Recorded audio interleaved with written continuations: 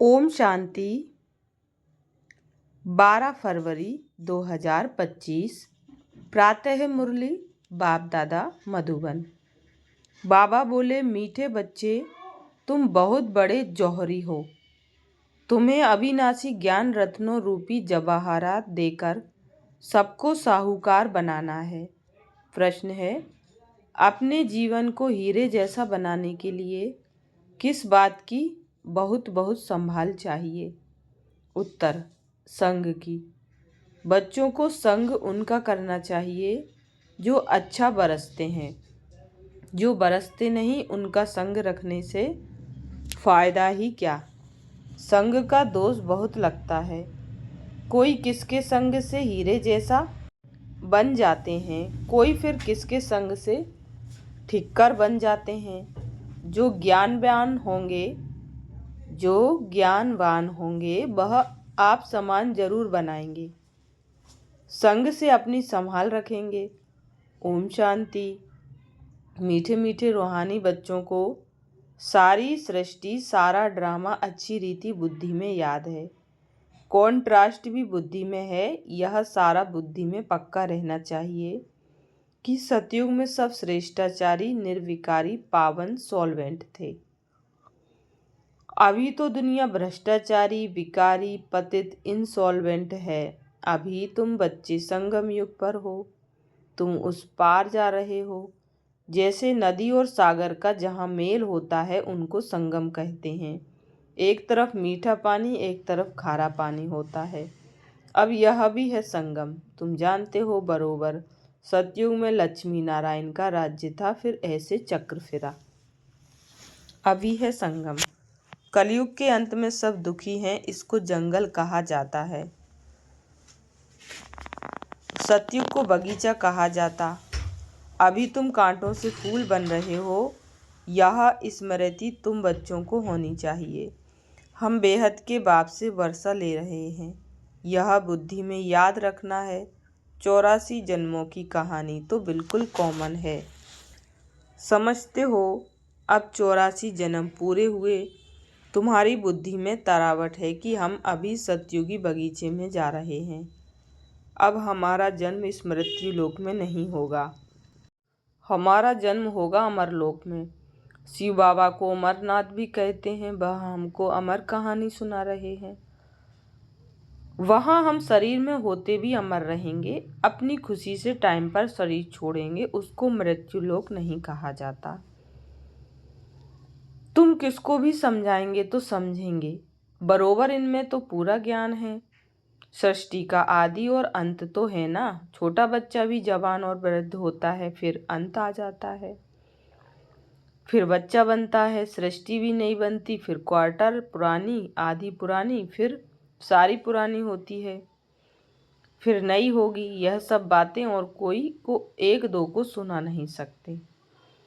ऐसी चर्चा कोई कर नहीं सकते सिवाय तुम ब्राह्मणों के, और कोई को रूहानी नॉलेज मिल ना सके। ब्राह्मण वर्ण में आए तब सुने, सिर्फ ब्राह्मण ही जाने। ब्राह्मणों में भी नंबरवार हैं।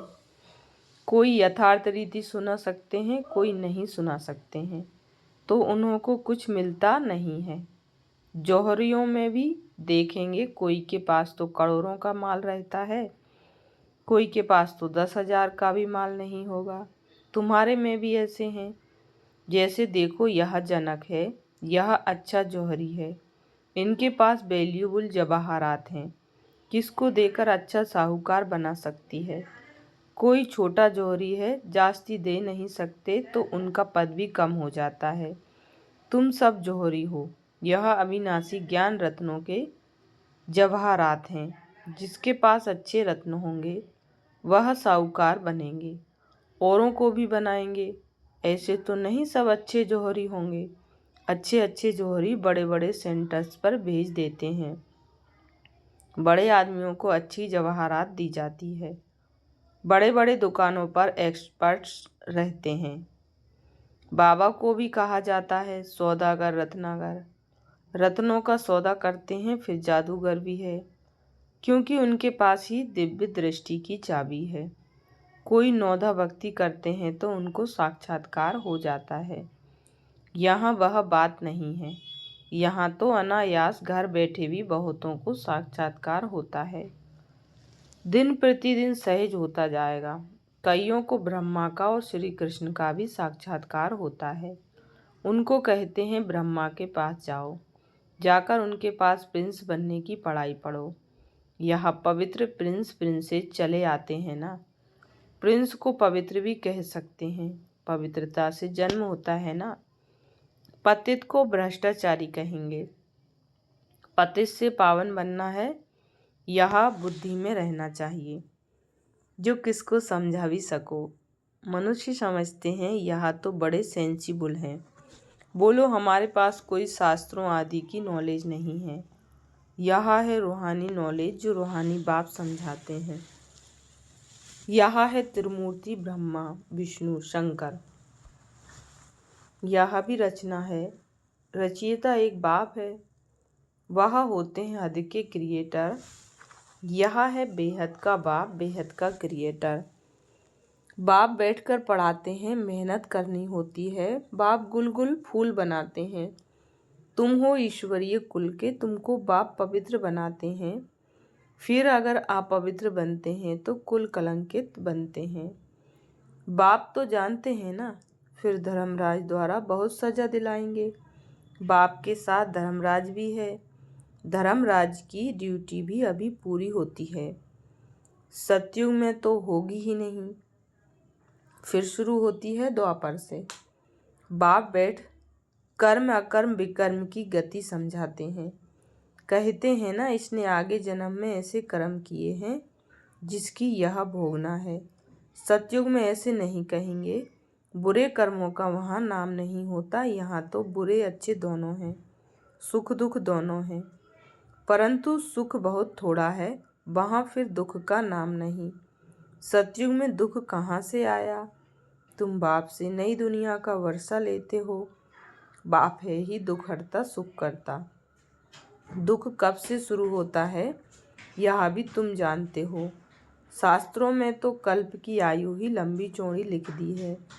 अभी तुम जानते हो आधा कल्प के लिए हमारे दुख हर जाएंगे और हम सुख पाएंगे। यह सृष्टि का चक्र कैसे फिरता है इस पर समझाना बड़ा सहज है। यह सब बातें तुम्हारे सिवाय और कोई की बुद्धि में हो न सकें।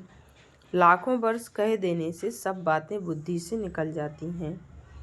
अभी तुम जानते हो यह चक्र 5000 वर्ष का है। कल की बात है, जबकि इन सूर्यवंशी चंद्रवंशियों का राज्य था। कहते भी हैं ब्राह्मणों का दिन, ऐसे नहीं शिव बाबा का दिन कहेंगे। ब्राह्मणों का दिन, फिर ब्राह्मणों की रात। ब्राह्मण फिर भक्ति मार्ग में भी चले आते हैं। अभी है संगम, न दिन है न रात है। तुम जानते हो हम ब्राह्मण फिर देवता बनेंगे, फिर त्रेता में क्षत्रिय बनेंगे। यह तो बुद्धि में पक्का याद कर लो। इन बातों को और कोई नहीं जानते हैं। वह तो कहेंगे शास्त्रों में इतनी आयु लिख दी है। तुमने फिर यह हिसाब कहाँ से लाया है? यह अनादि ड्रामा बना बनाया है, यह कोई नहीं जानते। तुम बच्चों की बुद्धि में है आधा कल्प है सतयुग त्रेता, फिर आधा से भक्ति शुरू होती है। वह हो जाता है त्रेता और द्वापर का संगम। द्वापर में भी यह शास्त्रादि आहिस्ते आहिस्ते बनते हैं। भक्ति मार्ग की सामग्री बड़ी लंबी चौड़ी है। जैसे झाड़ कितना लंबा चौड़ा है, इसका बीज है बाबा। यह उल्टा झाड़ है। पहले पहले आदि सनातन देवी देवता धर्म है। यह बातें जो बाप सुनाते हैं यह है बिल्कुल नई। इस देवी देवता धर्म के स्थापक को कोई नहीं जानते। श्री कृष्ण तो बच्चा है, ज्ञान सुनाने वाला है बाप। तो बाप को उड़ाए बच्चे का नाम डाल दिया है। श्री कृष्ण के ही चरित्र आदि बैठ दिखाए हैं। बाप कहते हैं लीला कोई श्री कृष्ण की नहीं है। गाते भी हैं हे प्रभु तेरी लीला अपरम अपार है। लीला एक की ही होती है। शिव बाबा की महिमा बड़ी न्यारी है। वह तो है सदा पावन रहने वाला, परंतु वह पावन शरीर में तो आ न सके। उनको बुलाते ही हैं पतित दुनिया को आकर पावन बनाओ। तो बाप कहते हैं मुझे भी पतित दुनिया में आना पड़ता है, इनके बहुत जन्मों के अंत में आकर प्रवेश करता हूँ। तो बाप कहते हैं मुख्य बात अल्फ को याद करो, बाकी यह सारी है रेजगारी। वह सब तो धारण कर न सकें, जो धारण कर सकते हैं उन्हों को समझाता हूँ। बाकी तो कह देता हूँ मन मना भाव, नंबर वार बुद्धि तो होती है ना। बादल कोई तो खूब बरसते हैं, कोई थोड़ा बरस कर चले जाते हैं। तुम भी बादल हो ना, कोई तो बिल्कुल बरसते ही नहीं है, ज्ञान को खींचने की ताकत नहीं है। मम्मा बाबा अच्छे बादल है ना। बच्चों को संग उनका करना चाहिए जो अच्छा बरसते हैं, जो बरसते ही नहीं उनसे संग रखने से क्या होगा। संग का दोष भी बहुत लगता है। कोई तो किसके संग से हीरे जैसा बन जाते हैं, कोई फिर किसके संग से टिक्कर बन जाते हैं। पीठ पकड़नी चाहिए अच्छे की, जो ज्ञानवान होगा वह आप समान फूल बनाएगा। सत्य बाप से जो ज्ञानवान और योगी बने हैं उनका संग करना चाहिए। ऐसे नहीं समझना है कि हम फलाने का पूंछ पकड़कर पार हो जाएंगे, ऐसे बहुत कहते हैं, परंतु यहाँ तो वह बात नहीं है। स्टूडेंट किसकी पूंछ पकड़ने से पास हो जाएंगे क्या? पढ़ना पड़े ना। बाप भी आकर नॉलेज देते हैं, इस समय वह जानते हैं हमको ज्ञान देना है। भक्ति मार्ग में उनकी बुद्धि में यह बातें नहीं रहती कि हमको जाकर ज्ञान देना है। यह सब ड्रामा में नून है। बाबा कुछ करते नहीं हैं, ड्रामा में दिव्य दृष्टि मिलने का पार्ट है तो साक्षात्कार हो जाता है। बाप कहते हैं ऐसे नहीं कि मैं बैठ साक्षात्कार कराता हूँ, यह ड्रामा में नून है। अगर कोई देवी का साक्षात्कार करना चाहते हैं, देवी तो नहीं कराएगी ना। कहते हैं हे भगवान हमको साक्षात्कार कराओ। बाप कहते हैं ड्रामा में नून होगी तो हो जाएगा। मैं भी ड्रामा में बंधा हुआ हूँ। बाबा कहते हैं मैं इस सृष्टि में आया हूँ, इनके मुख से मैं बोल रहा हूँ, इनकी आँखों से तुमको देख रहा हूँ। अगर यह शरीर न हो तो देख कैसे सकूँगा। पते दुनिया में ही मुझे आना पड़ता है, स्वर्ग में तो मुझे बुलाते ही नहीं है, मुझे बुलाते ही संगम पर है। जब संगम युग पर आकर शरीर लेता हूँ तब ही देखता हूँ, निराकार रूप में तो कुछ देख नहीं सकता हूँ। ऑर्गन्स बिगर आत्मा कुछ भी कर ना सके। बाबा कहते हैं मैं देख कैसे सकता, चुरपुर कैसे कर सकता बिगर शरीर के। यह तो अंधश्रद्धा है।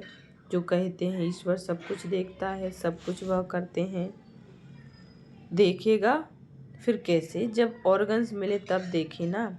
बाप कहते हैं अच्छा व बुरा काम ड्रामा अनुसार हर एक करते हैं, नून है। मैं थोड़े ही इतने करोड़ों मनुष्यों का बैठ हिसाब रखूंगा। मुझे शरीर है तब सब कुछ करता हूँ। करण करावनहार भी तब कहते हैं, नहीं तो कह न सकें। मैं जब इसमें आऊँ तब आकर पावन बनाऊँ। ऊपर में आत्मा क्या करेगी? शरीर से ही पाठ बजाएगी ना। मैं भी यहाँ आकर पाठ बजाता हूँ। सतयुग में मेरा पाठ है नहीं। पाठ बिगर कोई कुछ कर ना सके, शरीर बिगर आत्मा कुछ कर नहीं सकती। आत्मा को बुलाया जाता है, आत्मा को बुलाया जाता है, वह भी शरीर में आकर बोलेगी ना।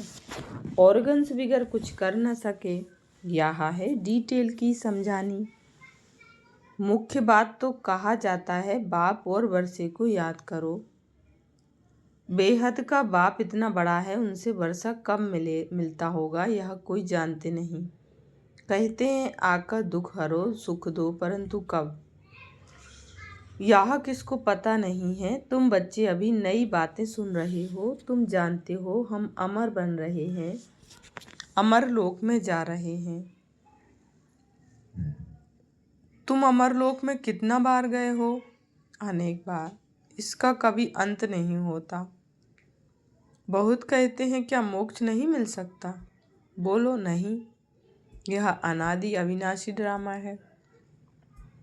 यह कभी विनाश नहीं हो सकता है। यह तो अनादि चक्र फिरता ही रहता है। तुम बच्चे इस समय साहेब को जानते हो। तुम सन्यासी हो ना, वह फकीर नहीं, सन्यासियों को भी फकीर कहा जाता है। तुम राज ऋषि हो, ऋषि को सन्यासी कहा जाता है। अभी फिर तुम अमीर बनते हो। भारत कितना अमीर था, अभी कैसा फकीर बन गया है। बेहद का बाप आकर बेहद का वर्षा देते हैं। गीत भी है, बाबा आप जो देते हो सो कोई दे ना सके। आप हमको विश्व का मालिक बनाते हो, जिसको कोई लूट ना सके। ऐसे ऐसे गीत बनाने वाले अर्थ नहीं सोचते। तुम जानते हो वहाँ पार्टीशन आदि कुछ नहीं होगी। यहाँ तो कितनी पार्टीशन है। वहाँ आकाश धरती सारी तुम्हारी रहती है। तो इतनी खुशी बच्चों को रहनी चाहिए ना। हमेशा समझो शिव बाबा सुनाते हैं, क्योंकि वह कभी हॉलीडे नहीं लेते, कभी बीमार नहीं होते। याद शिव बाबा की ही रहनी चाहिए। इनको कहा जाता है निरहंकारी। मैं यह करता हूँ, यह अहंकार नहीं आना चाहिए। सर्विस करना तो फर्ज है, इसमें अहंकार नहीं आना चाहिए। अहंकार आया और गिरा। सर्विस करते रहो, यह है रूहानी सेवा, बाकी सब है जिस्मानी सेवा। अच्छा, मीठे मीठे सिकिल्दे बच्चों प्रति माता पिता बाप दादा का याद प्यार और गुड मॉर्निंग। रूहानी बाप की रूहानी बच्चों को नमस्ते। हम रूहानी बच्चों की रूहानी माता पिता बाप दादा को याद प्यार गुड मॉर्निंग और नमस्ते। धारणा के लिए मुख्य सार। पहली पॉइंट, बाप जो पढ़ाते हैं उसका रिटर्न गुलगुल फूल बनकर दिखाना है, मेहनत करनी है। कभी भी ईश्वरीय कुल का नाम बदनाम नहीं करना है। जो ज्ञानवान और योगी हैं उनका ही संग करना है। दूसरी पॉइंट है, मैं पन का त्याग कर निरहंकारी बन रूहानी सेवा करनी है। इसे अपना फर्ज समझना है, अहंकार में नहीं आना है। मैं पन का त्याग कर निरहंकारी बन रूहानी सेवा करनी है, इसे अपना फर्ज समझना है, अहंकार में नहीं आना है। वरदान दिया बाबा ने, व्यर्थ को भी शुभ भाव और श्रेष्ठ भावना द्वारा परिवर्तन करने वाले सच्चे मर्जीवा भाव। बाप दादा की श्रीमत है, बच्चे व्यर्थ बातें न सुनो, न सुनाओ, ना ही सोचो। सदा शुभ भावना से सोचो, शुभ बोल बोलो। व्यर्थ को भी शुभ भाव से सुनो। शुभ चिंतक बन बोल के भाव को परिवर्तन कर दो। सदा भाव और भावना श्रेष्ठ रखो। स्वयं को परिवर्तन करो, ना कि अन्य के परिवर्तन का सोचो। स्वयं का परिवर्तन ही अन्य का परिवर्तन है। इसमें पहले में इस मर्जीवा बनने में ही मजा है। इसी को ही महाबली कहा जाता है। इसमें खुशी से मरो, यहाँ मरना ही जीना है, यही सच्ची चेदान है। स्लोगन है, संकल्पों की एकाग्रता श्रेष्ठ परिवर्तन में फास्ट गति ले आती है। संकल्पों की एकाग्रता श्रेष्ठ परिवर्तन में फास्ट गति ले आती है। अव्यक्त इशारे हैं, एकांत प्रिय बनो, एकता और एकाग्रता को अपनाओ। एकांत प्रिय बनो, एकता और एकाग्रता को अपनाओ। संगठन की शक्ति जो चाहे वह कर सकती है। संगठन की निशानी का यादगार है 5 पांडव। एकता की शक्ति, हाँ जी विचार दिया, फिर एकता के बंधन में बंध गए। यही एकता सफलता का साधन है। अच्छा, शुक्रिया बाबा, शुक्रिया आप सभी का। ओम शांति।